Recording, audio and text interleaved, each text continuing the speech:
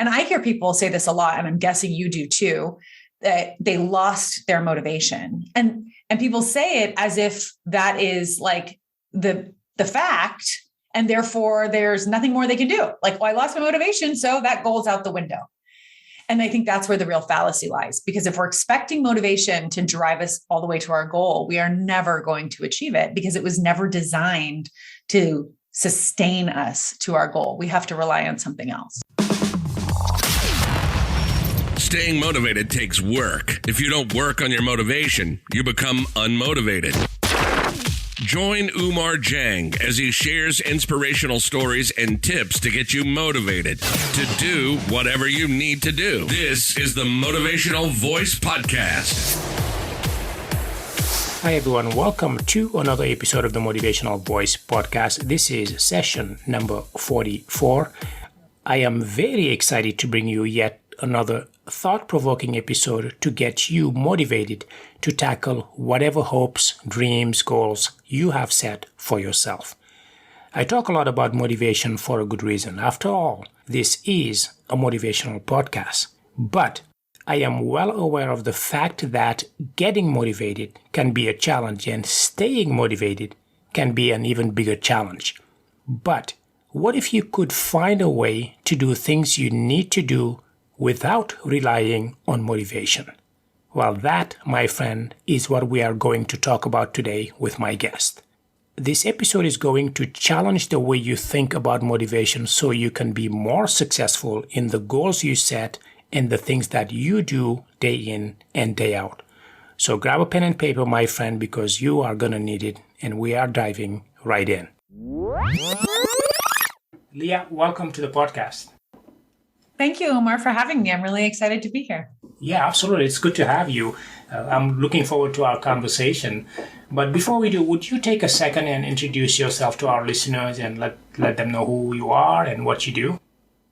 Yeah, my name is Leah Pinelli, and I am a life coach. I specialize in helping women specifically stop overeating without the use of any kind of diets, shakes, crazy workouts, and things like that. I personally lost 30 pounds several years ago now by really changing my mindset and my habits with food. And I was shocked to see how much mental real estate that freed up for me to focus on other things. And now I'm on a mission to help other women do the same thing.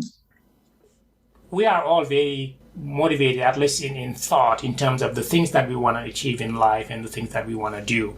But when it comes down to it, we tend to rely on motivation, on saying, okay, if I can just get myself motivated enough to do this thing, then things will go better. But you can't rely on motivation all the time. I can't believe I'm saying this. I'm the motivation guy, the motivational podcast, right? But Right. Why is that? Why is it that you can't depend solely on motivation when you want to achieve a goal or achieve something, really, anything really? Yeah. My perspective on that is that motivation is an emotion like any other, right? It's something that we feel, and then we take action. Our actions always come from our feelings. So when I feel motivated to clean up my house looks great, right? But am I motivated at 10 o'clock at night before bed to go cleaning up the house? No, I'm not, right? So motivation comes and goes just like every other emotion, right? Like there is, especially here in the United States, we have this myth, about that we should kind of always be happy in the pursuit of happiness. And in our human brains, we've been socialized to believe that if I'm not happy all the time, then something must be wrong, right? Like I've got to fix it because I'm supposed to be happy. But the truth is we're not supposed to be happy all the time. Just like we're not supposed to feel motivation all the time. There's a spectrum of emotion, and we are designed by Mother Nature to feel all of the feelings on that spectrum, right? Like we're designed to feel anger. We're designed to feel rage. We're designed to feel happy, excited, joyful, bored, right? This is the one I'm always talking about with my 7-year-old. Like, like we're designed to feel inspired. We're designed to feel it all. And yet as humans, we're very attached just to the positive ones. We're like, no, I don't want to feel the negative ones. I just want to feel the positive emotion. And so when it comes to things like motivation, what ends up happening is we think, okay, I feel motivated to, let's say, change my eating habits or start this exercise plan, or even, for younger folks, I feel motivated to graduate from college, or, whatever it is, to save my money so I can go on that trip. So we get the motivation that shows up in the beginning, or like, Motivation Monday that we see, hashtagged all over the internet. And then what ends up happening then is by Thursday, or maybe by next month or next week or whenever it is, the motivation is gone because it's supposed to go away. It's an emotion. It's by design, it goes away. Then we think something's gone wrong. We're like, well, I'm not motivated anymore, so I'm not going to do it. I'm not going to save my money. I'm not going to, go and go for that jog that I was motivated to do 6 weeks ago. I'm not going to do it because I don't feel motivated. And I hear people say this a lot, and I'm guessing you do too, that they lost their motivation. And people say it as if that is like the fact, and therefore there's nothing more they can do. Like, well, I lost my motivation, so that goal's out the window. And I think that's where the real fallacy lies, because if we're expecting motivation to drive us all the way to our goal, we are never going to achieve it, because it was never designed to sustain us to our goal. We have to rely on something else. That's an interesting approach, in that it does present a challenge and somewhat of a conundrum, in that if you only rely on motivation to get things done, or in other words, you feel like doing something because you were inspired by whatever it is. For example, you go into a seminar, watch a video, listen to a podcast episode, there's a feeling that you get like, oh my gosh, I could do this. I have all these ideas. But if that goes away, what is the alternative to replace that motivation with something else? What is that something else that you replace the motivation with to be able to take action and move forward? Yes, that's a great question. So in my experience, I have found that I have kind of a formula to answer that question. I always tell my clients, we don't need motivation. What we need is determination, right? These are two very different things. Determination really originates with a decision that you're going to commit to. So you're saying that no matter what, I'm determined to get to my goal. And then that no matter what part usually means if and when I don't feel motivated, I am still going to move forward. I am still going to pursue what it is I set out to pursue. I teach a little kind of acronym to my clients called decide, commit, plan, and honor. But the idea is that first you make the decision, and we make decisions all day long, but we don't actually commit to our decisions, right? So it's kind of like, it's probably a bad analogy, but you might decide to have a child, and then you realize later that you're kind of uncommitted to the whole parental role because it's really challenging and hard and it's not easy. And you know what I mean? Your commitment kind of comes and goes, right? I mean, hopefully we all follow through because we're determined to be good parents. Mm-hmm. But the idea there is that we often make decisions like I'm going to eat a healthy dinner, but we don't really commit to the decision. So then by the time dinner rolls around, you're like, yeah, I know I said I was going to eat a healthy dinner, but I'm just going to roll through the drive-thru instead, right? It's the lack of commitment to the decision that we made. And so to me, that is determination. It's saying I am deciding and I am committed to seeing it through no matter what emotion comes my way. So that way, when boredom comes up or when, apathy or lethargy or whatever the emotion is that comes up for you, you've already committed that you're going to push through no matter what emotion comes your way. So that's the first piece, is determination. But for me, that is not the most appealing way to live my life because that to me is like, that requires a lot of kind of like drive and focus and maybe a lack of gentleness or fun or joy that can be embedded in our pursuit of our goals. And so the second piece of determination for me, the kind of addition, if you think of this as a formula, it's determination plus pleasure. And what I mean by pleasure is that we have to find a way. If it's a short-term goal, you can nix the pleasure. But for longer term, which if you don't have to nix it, don't. But if you don't have to spend a lot of time trying to figure that piece out. But if it's a longer term goal, like getting through college, like parenting, like sustaining your weight loss or becoming someone who exercises regularly or meditates regularly or whatever the goal is, the key there then is going to be that pleasure combined with the determination, because if it's miserable the whole way through, the determination is going to become quite painful. And eventually we as humans are hardwired to seek pleasure and avoid discomfort. So what happens then is there's actually something in psychology called the motivational triad that says that humans are hardwired to seek pleasure, avoid discomfort, and do both of those things with the least amount of effort possible. So what happens is if you need all of this determination to get to your goal and it's really miserable along the way and there's no pleasure to kind of get you there, eventually your brain is going to say this is not worth the effort, right? So finding a way to infuse your determination and infuse the journey toward your goal with pleasure is really the key to being able to sustain it. And I'll give you an example of this, Oumar, in healthy eating terms, right? Where this is the work I do with my clients. If somebody said to me, 30 pounds ago, if somebody had said to me, oh, sure, Leah, you can lose 30 pounds and keep it off for the rest of your life, but you have to eat salad with no salad dressing, and you can never eat butter or olive oil, and you can never have cake or, pasta. I would be like, forget it. I would rather carry around 30 pounds and still enjoy eating, right? So the idea is that in order to actually sustain a healthy eating habit, you have to actually enjoy what you're eating. So you have to find that right combination for you and your body that allows you to truly, truly enjoy your food while also giving you the weight loss results you want. Or exercise is another example. I always tell my clients, don't bother exercising unless you enjoy it, because you'll never sustain it if you don't find some level of pleasure in it, even if the pleasure doesn't come until the end, right? Where you're like, oh, that run was really hard, but it feels great to be sweating now and have my endorphins, right? So having something to hold on to that you can look forward to that feels good to you during the process is key in that formula. And then there's one more piece of the formula, but I'll pause myself because I know I'm talking a lot. Make sure you don't have any that's questions. fine. That's fine. Keep going.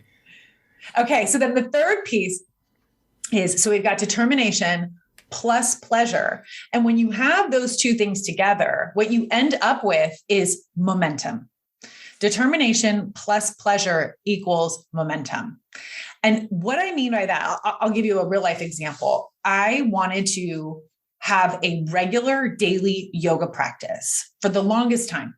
And I wanted to have a home practice. I wanted to be somebody who would wake up in the morning, get out of bed, and go practice yoga for 20 or 30 minutes before starting my day. I felt better physically when I would do that. I loved that quiet alone time.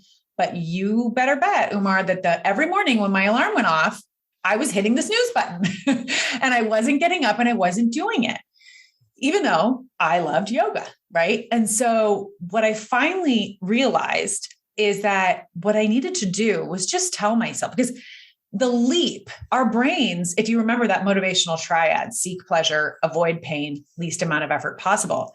It's a lot of effort to get out of a warm, cozy bed when you're asleep into the cold, to go even doing something like yoga that you might like. It's a big bridge to cross, right? To get out of the bed and onto the yoga mat. And so what I told and to think about exerting the effort of practicing yoga. So what I told myself was, I said, okay, Leah, you don't have to get up and do 20 or 30 minutes of yoga. All you have to do is just get out of bed and go lay down on your mat for 5 minutes. If you just lie down on your mat for 5 minutes, then you can get up and get on with your day. And so that was less of a leap in my brain. And my brain was like, okay, well, I'd rather stay in bed, but I can at least commit to 5 minutes of lying down on my mat. So what I would do is I would wake up and I would tell myself, okay, Leah, just go lay down on your mat. It's no big deal. So I'd get up, still in my PJs. I wouldn't even change into yoga clothes, but in my PJs, lie down on the mat. And what happened was I'd lay there for a few minutes. It'd feel nice. And then sure enough, I'd start to pull my knees into my chest and rock back and forth a little bit. And then I'd start to stretch, and that was feeling good. And the next thing I knew, I had a 20 or 30 minute practice every morning under my belt, because I was able to coax myself there by making the kind of barrier to entry so small that it was easy for me to make that leap. So what I did in that instance was I I was determined to just do 5 minutes, which didn't seem like too much. So that was the determination combined with the pleasure of actually enjoying it. Now, if you told me I had to go run around my block for 5 minutes, I never would have done it in a million years because there's no pleasure in that for me. So the pleasure of yoga combined with the determination just to do it for 5 minutes gave me the momentum then to carry on that practice for many years because it was easy and it was that low barrier to entry combined with the pleasure that gave me access to it, which then built the momentum. And the important part about momentum is what then defines who we are, right? Because then I became someone who practiced yoga every day. I became someone who had a home practice. And so therefore my identity started to shift just from that wimpy little, just roll out of bed and onto your mat for 5 minutes, Leah, and then you can get on with your day. That one thought and decision and commitment to the decision allowed me to then transform myself and my identity as someone who practiced every day. Yeah, no, that's interesting. There's a lot that's going through my mind right now. And I think one thing that came to mind, at least for me, was I did an interview previously. I did a session where I talked about those micro wins, those small wins, like those baby steps, right? And I am a big proponent of that. If you put in your mind that you're going to run a marathon and you've never run a marathon, there's a good chance you're never going to run a marathon, right? But if you decide, I'm just going to walk to the mailbox and come back today, and tomorrow I'm going to maybe walk to the mailbox, come back, and then walk to the end of the driveway, something like that. So those small wins. When you do that, you end up actually doing more, which is what you were talking about, more than you expected you were going to do, right? But what I wanted to come back to was you talked about that determination plus pleasure to get you that momentum, right? Could that also be pain, right? Because pain can be a motivator. Could that be pain rather than pleasure? Can they be interchangeable to get someone to that motivation? It's a great question. Yeah. And I haven't given that much thought. So I might have to think on that more, but my initial thought about that, just given my own personal experience with pain as a motivator, is it's not as sustainable, right? So I feel like that can work more in the short term. But in the long term, that can become quite challenging. Although, and I think about it actually, even now that we're talking about it, I think about when I've had a lot of chronic neck and shoulder pain. And I last year worked with a specialist who actually solved it for me. She gave me all these little, totally different than a physical therapist, but along the same lines, but it's nothing I had ever done before. And she gave me all these little tools and balls and hooks and these prescriptions for how to move and sit and my pain was, it was so minimal. It was practically gone for the entire time that I worked with her. And then of course, now that I don't work with her anymore, I'm not as consistent with those exercises. So I have pain again, not to the degree that I did before.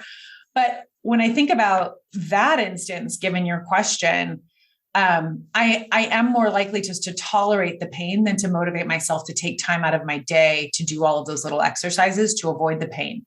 But maybe if I was in more pain, it might depend on the degree of pain in which you're suffering. But I'm wondering, Oumar, do you mean it in terms of the motivator is if I do the thing, I will avoid the pain, or the motivator is that what you mean by it, or is it something else? Yeah, I think the latter. When a situation where the motivator itself is pain. So for example, you may have a situation where, and I worked with a client where the motivator for her was pain, in that she was in a situation where she didn't want to be in that situation anymore, and that was causing her high enough pain that she was able to actually shift into action, and that provided her the motivation to move forward, right? So from that standpoint, but I do agree with you that certainly focusing on that pleasure, because pain is not a very good motivator in that it's a wrong way of seeing things. It's seeing the world from a standpoint of a glass half empty rather than a glass half full. Yes. But yeah, that's a very good point. But I do wanted to let you continue on. You talked about the acronym, the Decide, Commit, Plan, and Honor. I wanted you to touch on the rest of the acronyms. I think we talked about the decide and committing. What about the planning? Yes. Getting our mind and our habits right is very important for our well-being. That's one of the reasons why I started this podcast. But taking care of our bodies and especially what we put in it is equally as important. That's why I try to take those gummy vitamins every morning, but I can't, for the life of me, remember to take them consistently. So I was recently introduced to a better option from Athletic Greens. It's called AG1. When you take AG1, you're getting 75 high-quality vitamins, minerals, whole food sourced superfoods, probiotics, and adaptogens, and they help you start your day right. This blend of ingredients supports your gut health, your nervous system, immune system, energy, recovery, focus, and even aging. What's amazing about this product is that it contains less than 1 gram of sugar and has no GMOs, no nasty chemicals or anything artificial, but it still tastes good. And Athletic Greens has over 7,000 5-star reviews. So right now, you can reclaim your health and strengthen your immune system with convenient daily nutrition. It's just 1 scoop in a cup of water daily. That's it. To make it easy, Athletic Greens is going to give you a free 1-year supply of immune-boosting vitamin D and 5 free travel packs with your first purchase. All you have to do is visit athleticgreens.com/emerging. Again, that's athleticgreens.com/emerging to take ownership over your health and pick up the ultimate daily nutritional insurance.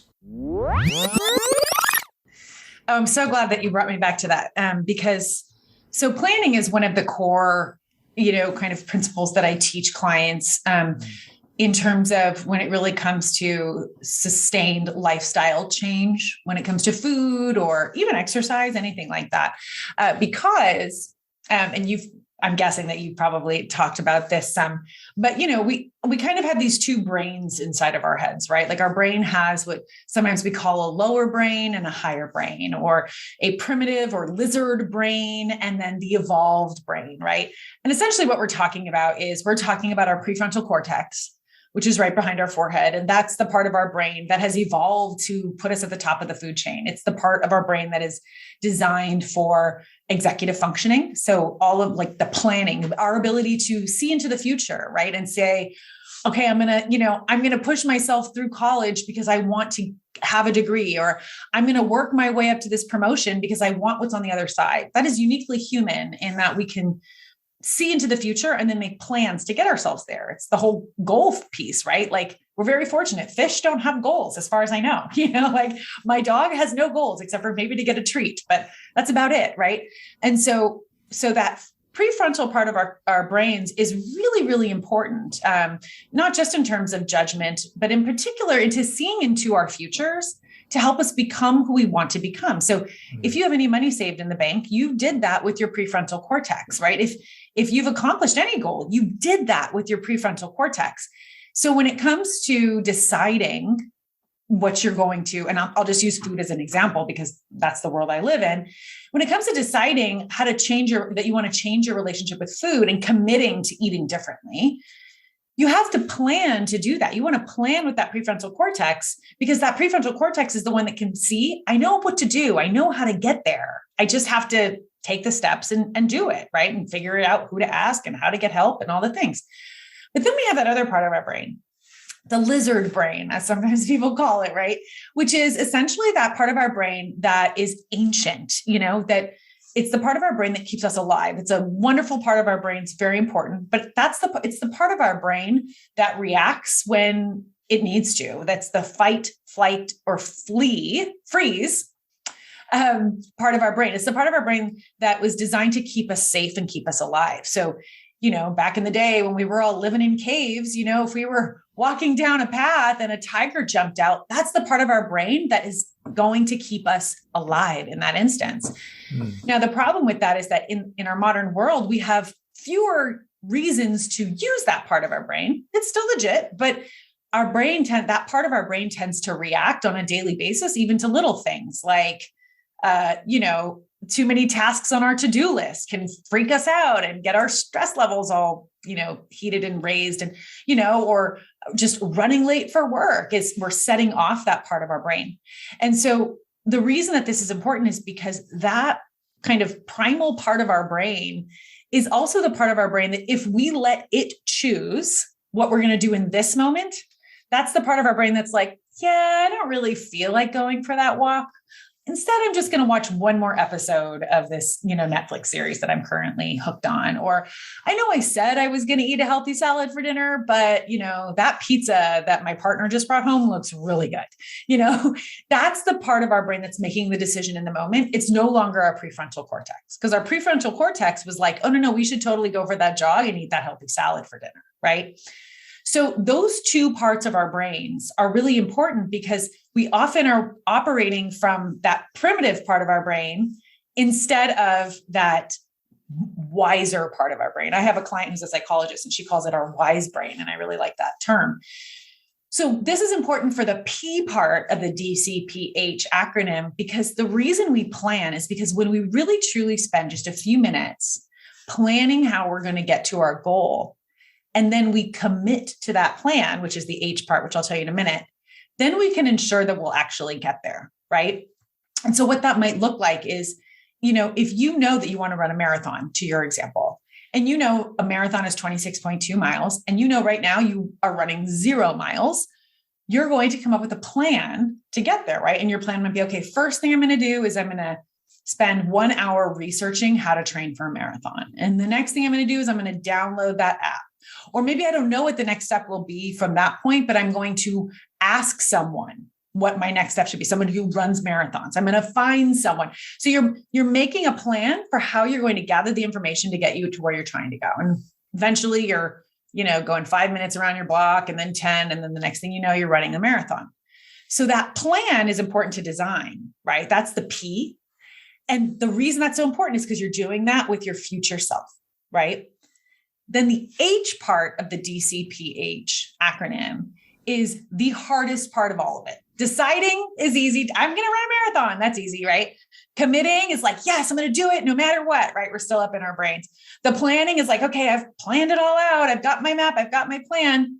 But then the honoring part is truly the hardest part, because I have my clients always put their plan on their calendar or write it down so that they can refer to it to follow. But the honoring part, that's the hardest part, because that's when in the moment, like I said, your partner walks in the door with a pizza and you're like, oh, I didn't plan for a pizza, but it sure smells good. And I've had a hard day and I don't want to make the salad. And then that's your lizard brain popping up all of these little suggestions about why it's just a better idea to eat the pizza and not make the salad. But if you choose the H part of that acronym is to honor your plan no matter what. So it's saying, I know I don't feel like a salad now. I know I don't want to make a salad right now. I know my lizard brain thinks that this pepperoni pizza would be a better idea, but I am going to honor my plan. And it goes back to the commitment. It goes back to honoring yourself. And for a lot of us, it goes back to just having enough self-respect and self-trust to say, I made this plan with my future self in mind, and that's who I'm honoring today. And my future self is going to thank me tomorrow when I eat this salad right now, right? My future self will thank me for what I'm choosing right now. Yeah, I'm hearing you, and I'm a planner, and I'm on board, and I do that, and thank God for planning and goal setting. I think that's changed my life. But someone who's listening, who's thinking, I've been planning for 10 years. None of those plans came to fruition. What do you say to that person in terms of finding better ways to plan and actually execute on those plans? That's a great question. To me, that would sound like kind of a two-part. I would have more questions for that person, because the first question I would have is, the very first question is, are you really honoring your plan, right? And a lot of times when it really comes down to it, because I'm really good at making plans and I'm less good at following them. Like I made this whole elaborate plan and then, I forgot about it because I made these other plans and, whatever happened to that plan, So that would be the first thing is are you really following your plan with fidelity? Are you cutting corners? Are we kind of like, saying we're doing it but not actually following all the way through? But then the second thing would be, if you're making these plans and you really are following them, then to me, it sounds like you might just need more expertise, more insight, more resources for what you're trying to do. And what I'm thinking about is, for example, somebody who's trying to build a business. They might need a business mentor. They might need to join a mastermind. They might need to take a class, maybe read a different book. Or somebody who's trying to lose weight, it might be that they need more expertise on what's happening with their actual body, not just, what is Weight Watchers telling you, but what's happening with my body. Do I need to see my doctor, which is not always fun when it comes to weight loss conversations, but, do I need to try a different approach? Because if your plan isn't working, then to me, the only answer then is just to tweak the plan and tweak the plan and tweak the plan until it works. Yeah, I think part of what I heard you say there was that accountability piece of not doing this in a bubble, but if you're struggling with that plan, just finding some kind of support, finding some kind of a person or someone who will say, hey, you said that you were going to run a marathon. How are you doing? Right? That kind of thing.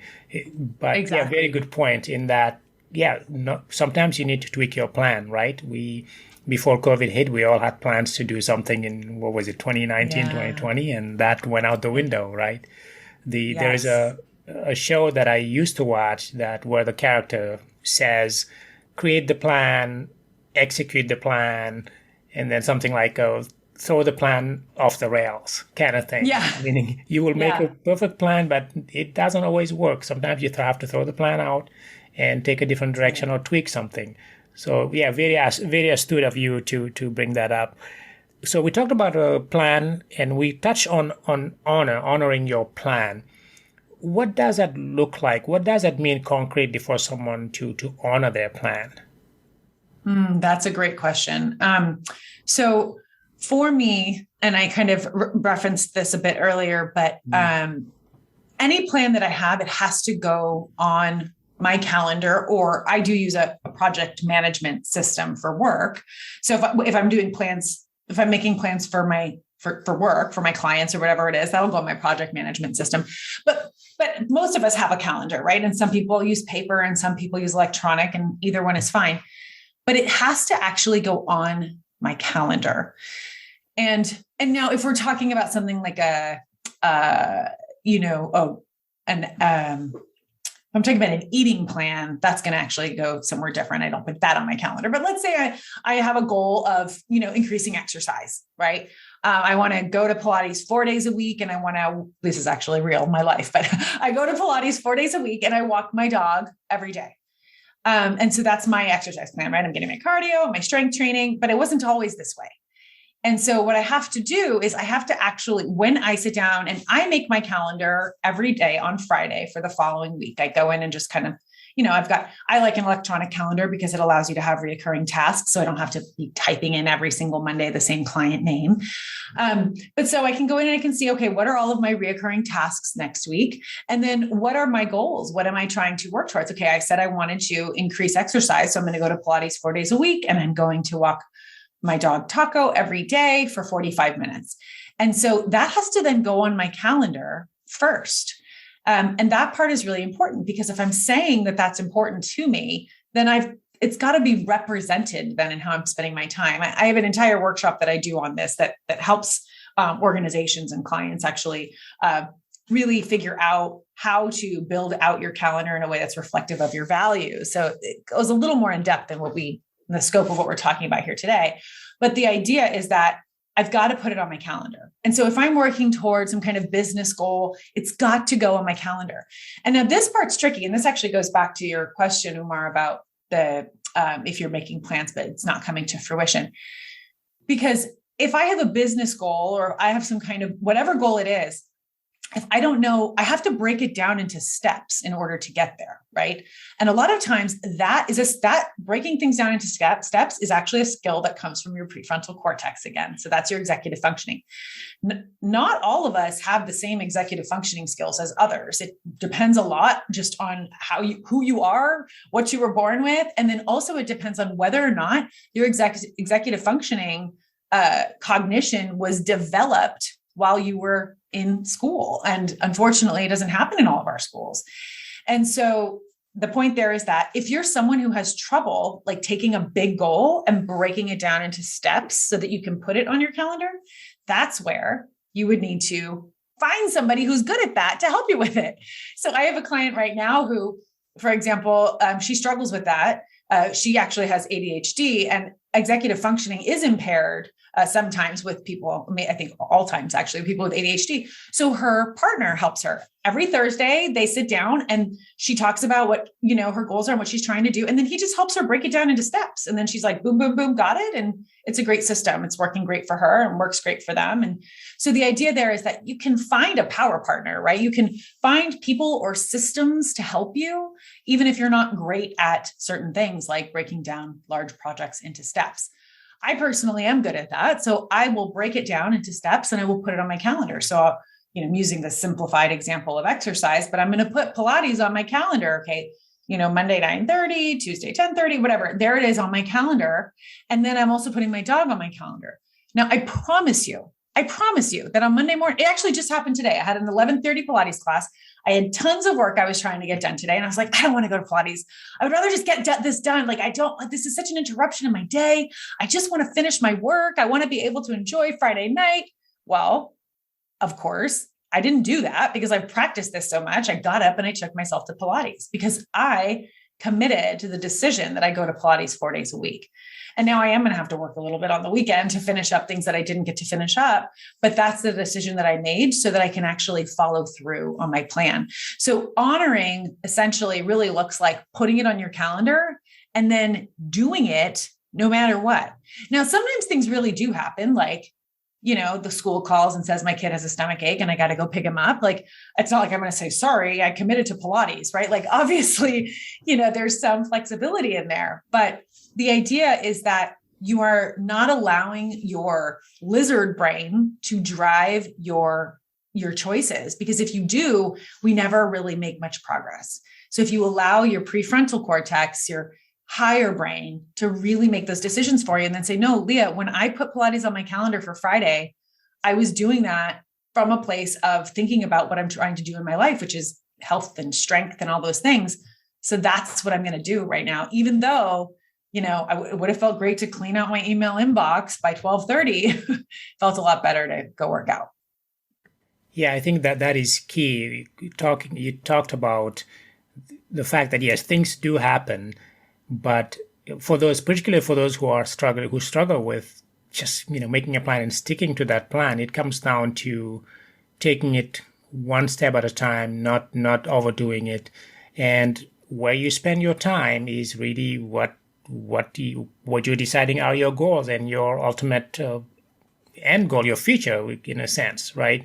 We all have the same amount of time in a day, and the difference between those who are making things happen and the rest of us is really just they are a little bit more disciplined about just doing things one thing at a time and just chipping away on those plans, on those goals.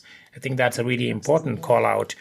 Now, we're running short on time, but I wanted you mentioned a project management tool, and I wanted to make sure for those who don't know what you maybe are referring to is project management tool is basically, and I'll let you react to this, Leah, is a tool that you use that helps you organize projects into smaller pieces, who it's assigned to, and potentially date and things like that. Is that correct?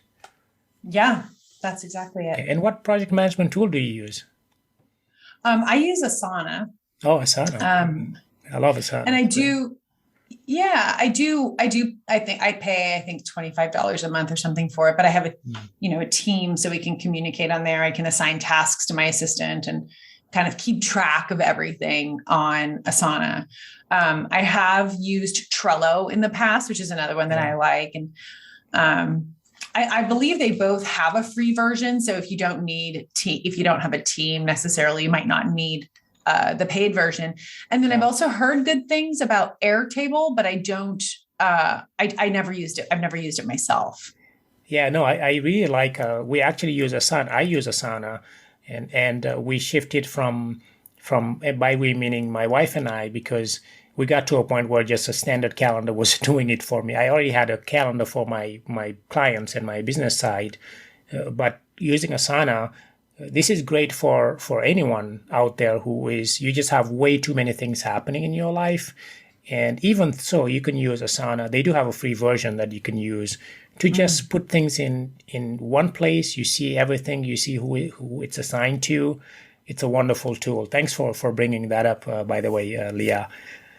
Now, is there anything you wanna end with? Any final thoughts or suggestions? Gosh, it's a really great question. I think the final thought that I have is that, I feel like sometimes there's these two camps, these two approaches that we have sometimes to goal setting. And one of them is, kind of a very driven, go get them, no excuses, no pain, no gain. You make your commitment, you go all in and you get your results no matter what, no matter what the cost. And then there's another camp that sometimes is, I think, the polar opposite of that, which is well, set the goal, but be gentle with yourself and go easy and don't put too much pressure. It's almost like those two types of parents, right? There's this authoritative parent and then there's the permissive parent, right? And I feel like we can have similar approaches sometimes when it comes to goals and goal setting. And I actually have found in my life that the best results that I've gotten is more of a blend of the two. Meaning really kind of being on to yourself if you're making excuses, right? So, sometimes when we're saying be gentle with yourself, we're often saying go ahead and instead of going to get that exercise, go eat the, plate of brownies. And I don't think that actually serves us, right? I don't think there's anything wrong with eating brownies, but it's sometimes, and the way that you can tell, the barometer that I like to use is how do you feel after? So for example, if it's Pilates, my example with Pilates, and it's if I had told myself, oh, just skip Pilates and just finish all these emails, I would have felt some sense of accomplishment that I finished all my emailing, but I wouldn't have really felt good. I would have felt like I let myself down a little bit. I would have felt less strong, less fit. I wouldn't have felt great. Using the example with the brownies would be even more obvious because I would have eaten the plate of brownies and then I would have physically felt really bad. And so to me, that's the message to pay attention to, right? Now, if I was telling myself though, to go to Pilates, even though maybe I had, was really having a lot of back pain, or I was really feeling exhausted, I don't know that I would have felt better after having gone to Pilates because maybe my pain would have increased. Maybe I wouldn't have felt as good. So that might've been a time that I really did need to be gentle with myself. So sometimes it can be hard when you're in the moment to determine how am I going to feel when this is over. But if you kind of just get quiet with yourself a little bit, your body knows. We have, and Glennon Doyle says in her book, Untamed, which is one of my favorite books of all time, but she calls it the knowing. And we really do kind of have a knowing ahead of time when we are making excuses to eat the plate of brownies versus we really do need to maybe take a break from the planned scheduled workout today because, we're experiencing some pain in our back or whatever it is. So I think if anything, it's recognizing that it's not black or white, that it's not being totally gentle with yourself. And it's also not being so determined that you have tunnel vision or myopic, but instead it's more of a blend of the two. And it's a listening to yourself to know what's the right next move for me, making the plan, but then also being responsive to yourself in that moment. Oh, that's great. Great tips. Great conversation. Leah, how can people get in touch with you? Well, you can find me at leahpinelli.com. My name is spelled LIAPINELLI.com. And I'm also on Instagram all the time. And I have a podcast. I have a podcast called The Life You Crave, which is one of my favorite things. I love podcasting. So The Life You Crave. Great. Now, as usual, I will put that in the show notes so people can check out your website and your podcast. Very interesting conversation. All right, great. Well, Leah, thanks for coming on the podcast. I really enjoyed our conversation. Thank you, Oumar. I did too. Thank you so much. That was my interview with Leah Pinelli. This is probably one of my favorite interviews to date. I don't know if you noticed, but I was geeking out a little bit on this particular episode because I am really passionate about life skills that I believe everyone should have in their personal development toolkit. The one thing I want you to do is take the advice that you hear on this podcast and implement them. Don't just listen and do nothing. You need to take action. But you also need to be patient with yourself as you learn to be a more balanced human being and be more thoughtful about the actions you take and the decisions that you make. For any new skill to stick, it takes time. So be kind to yourself and keep at it. I have no doubt in my mind that you will get there. You are already ahead of a lot of other people out there who don't even realize their shortcomings and continue to stumble in life. I am really committed to bringing you concrete tips that I know for a fact can change your life for the better. With that said, there's only so much that we can cover in half an hour. So if you want to explore further how I can help you reach your personal development goals, I invite you to book a call and get on my calendar so that I can come up with a plan to help you live the life that you deserve. Just go to my website at oumarjang.com and let's connect. Let's make this happen. I look forward to talking with you. You can find the show notes for today's episode on my website at oumarjang.com/session 44. That's session 44. If you've enjoyed listening to the podcast, pull out your phone right now and give us a 5-star rating and leave us a review. It will help others discover the show and learn from the information that I share. Thank you for doing that, and thank you for spending part of your day with me today. Until next time, please stay safe and motivated. Goodbye. Thank you for listening to the Motivational Voice Podcast. If you enjoyed the show, please subscribe and rate it on iTunes. Get show notes and the latest blog posts at oumarjang.com.